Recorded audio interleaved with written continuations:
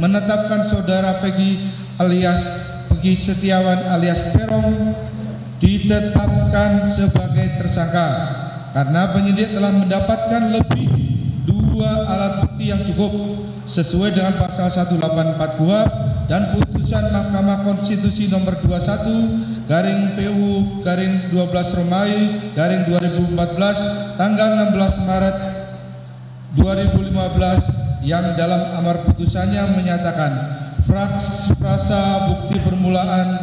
permulaan yang cukup dan bukti yang cukup sebagaimana ditentukan dalam pasal 1 angka 14, pasal 17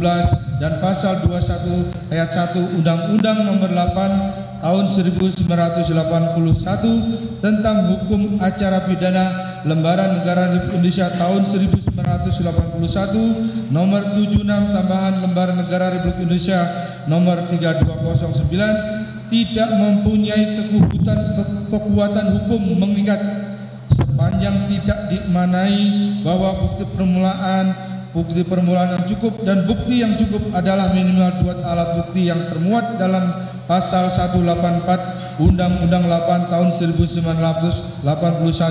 tentang hukum acara pidana, maka demikian tidaklah beralasan secara hukum apabila pemohon mendalilkan bahwa termohon tidak menganalisa secara hukum terhadap bukti yang dianggap cukup dalam menetapkan tersangka terhadap pemohon oleh termohon sehingga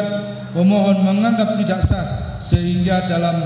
demikian dalil pemohon sangatlah keliru dan harus ditolak.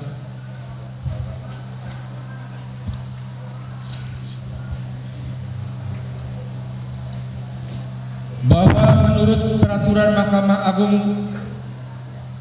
Republik Indonesia nomor 4 tahun 2016 tentang larangan peninjauan kembali putusan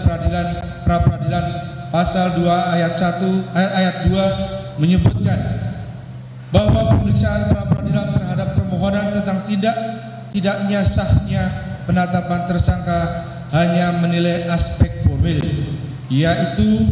apakah ada paling sedikit 2 alat bukti yang sah dan tidak memasuki materi perkara. Dengan adanya ketentuan tersebut, maka jelas dalam persidangan ini kita hanya memeriksa tentang apakah termohon telah terdapat 2 alat bukti atau belum.